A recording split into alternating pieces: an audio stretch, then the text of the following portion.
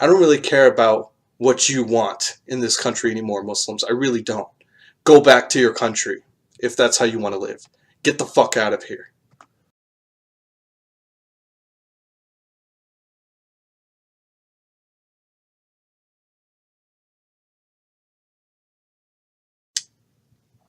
So, we had the underwear bomber. We had the 7/7 bombings. We have September 11th. We have the Brussels attacks. We have so many more terrorist attacks, and then we have the 50 people dead at the nightclub. And my previous video was just, I didn't have much information. I didn't know the guy was Muslim. But now that I found out, I'm just outraged by this. And we have so many more terrorist attacks, and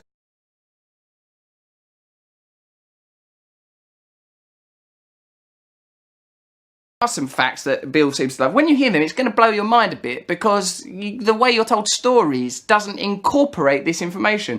Did you know that only 2% of all terrorist attacks were committed by Islamic groups or individuals?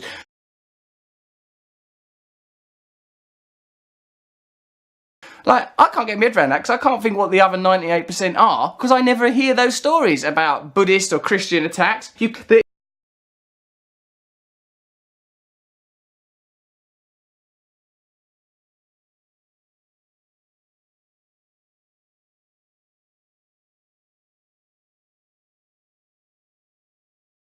so it's time for you Americans to start taking a stance, and fucking white people stop feeling guilty, because I'm getting to my limit here.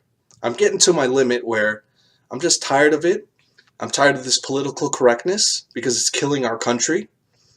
And it's time for us to take a stand as a people. Time to be warriors. Time to call out the bullshit. Time to stand up. So it's time for you Americans to start taking a stance, and fucking white people stop feeling guilty, because I'm getting to my limit here.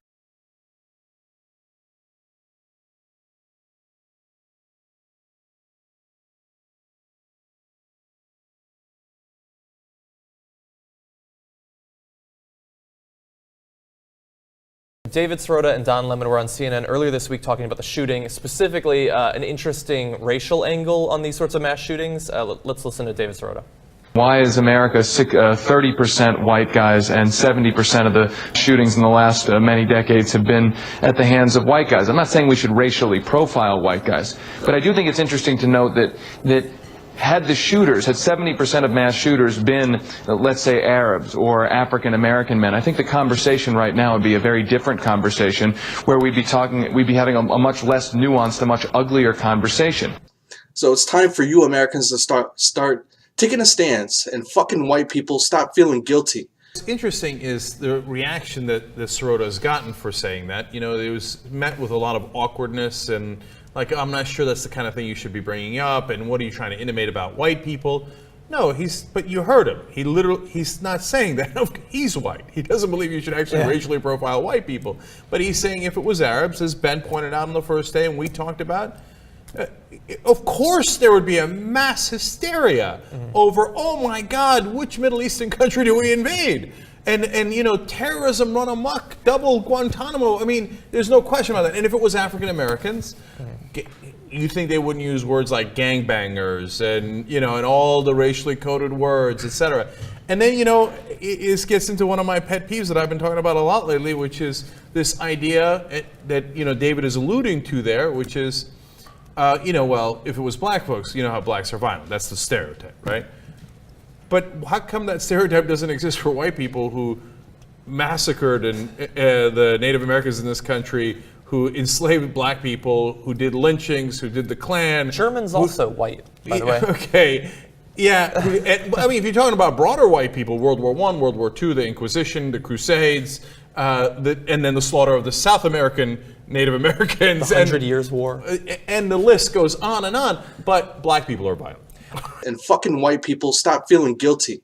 I honestly don't even think you need to go as politically charged as talking about Muslims, or if it was African Americans. If it was Chinese men, if it was white women that had 4 mass shootings in a row, I think that would be major news too. Well, any group other than white males would be news. Because I'm getting to my limit here.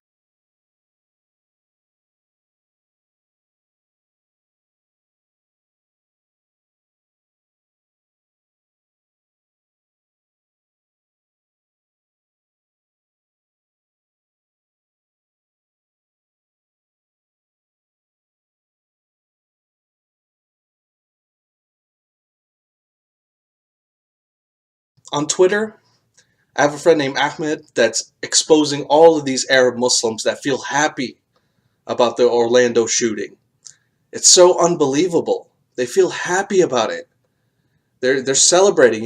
They're saying gays are not in our nature. Being gay is not in your nature, so it's good that Allah disposed of them. Saying disgusting things like that, and that's the reality, man. We're dealing with a reality. If you want to import these people into our country, that's what you're going to have to fucking deal with. Two-faced motherfuckers that want the Sharia, that don't respect your laws.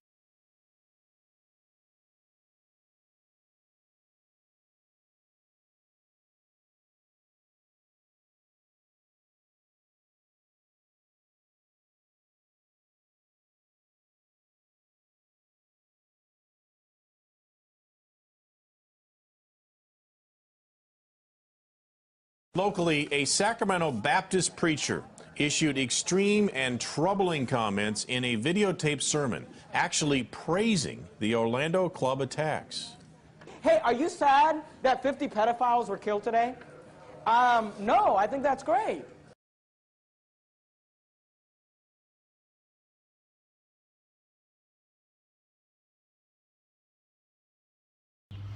And here's the good news and the bad news about this. The good news is that there's 50 less pedophiles in this world because, these homosexuals are a bunch of disgusting perverts and pedophiles.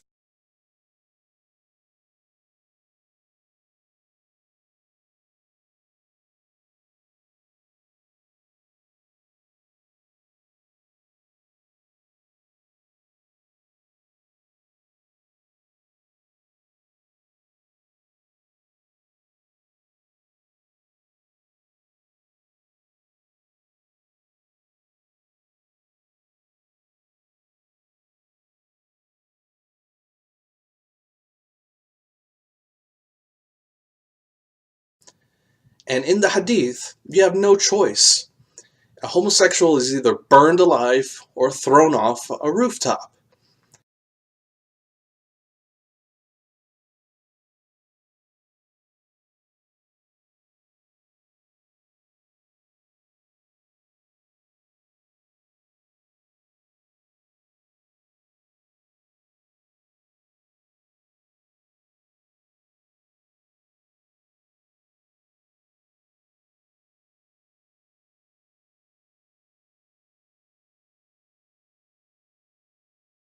The Bible does say that sodomites are to be put to death. That is what the Bible says in both the Old Testament. That's what it says in the New Testament. The Bible says it. Christianity says it. The church says it. Christendom says it. Of course, I don't believe in vigilantism.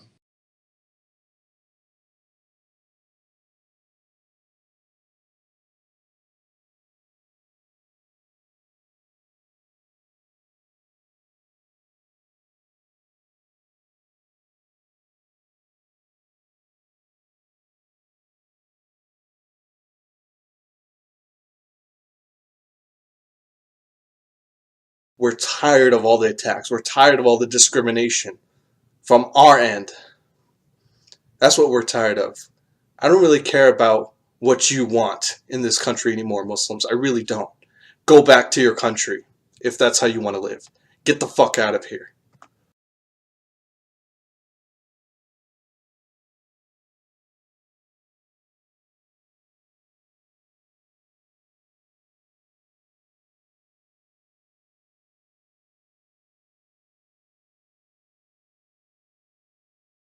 And the fact of the matter, we have said over and over again that the religion of Islam does not allow the killing of innocents, that one injustice does not allow another injustice. Allah Azza wa Jal explicitly says in the Quran that whoever kills an innocent soul, it is as if he has killed all of mankind. And dear brothers and sisters, no religion allows such evil to simply indiscriminately kill 50, 100 people in this manner. You don't have to be a religious person even to understand. The sad fact is that the very fact that we have to condemn is itself a sad reality. And this leads me to my second point. Once we have condemned, and once we have unequivocally said this is not a part of our religion, we now have to ask ourselves and ask the broader society, why should I even have to condemn when any other massacre and any other mass shooting is never condemned by the faith churches and the groups that are associated with those mass shooters? When Dylan Roof perpetrated his massacre and he killed 8 or 9 or 10 people in a church, and he did so in the name of his race, and he invoked a cause that he himself believed in. The very people that belonged to that race did not have to issue statements.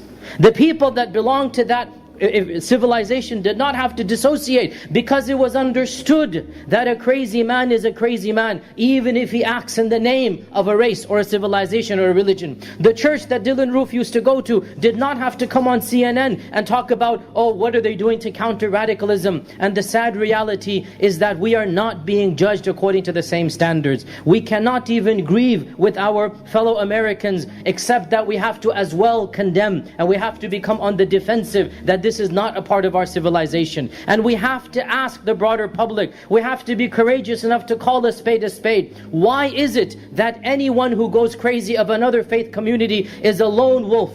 Why is it that they have a mental issue, and yet for some reason everybody in our community never has any mental problems? This guy is a mental lunatic. There's no question about it. Something snapped in his head. He did what he did. A sane person does not do this. And if you read what we know, of course he's still premature, but there seems to be personal issues. He's gone through a divorce, his wife has left him, etc., etc. Clearly there are issues going on. There are mental issues. Every single time a mass shooting takes place from the broader public, and of course the stereotypical mass shooter, as we know, is a Caucasian male Christian. Every time this happens, wallahi, within a few hours, we begin to hear about what happened in his childhood. Went through a severe divorce, the parents had this, he got involved in this. You find some type of excuse to blame other than broader culture, other than the society itself. Yet for some reason, when a Muslim goes mental, it has to be the religion of Islam. Wallahi, we are tired. We are tired of these double standards, and somebody's got to stand up and call a spade a spade. We also have crazy people like you do. We also have lunatics like you do. Why is it that every time one of us does something, he becomes a representative and an ambassador of the entire 1.6 billion Muslims? We have to point this out and say with every single ounce of courage and strength that we have, enough is enough. I represent myself. He doesn't represent me. Mainstream Muslims are represented in the masajid. We represent Islam over here. Every masjid in North America is packed with people praying. What was this guy doing at a bar? What was this guy doing at a location in the nights of Ramadan that none of us are going to? He did not even go to the masjid. His wife said, his wife left him. His ex-wife said he wasn't even religious. He used to drink, whatnot, has nothing to do with the deen. Yet just because his name is a pseudo-Islamic name, all of a sudden he represents all of us. Brothers and sisters, we don't have to apologize for something we didn't commit. It's not my responsibility to apologize. I condemn like I condemn every massacre. But we don't have to apologize for something that we did not cause.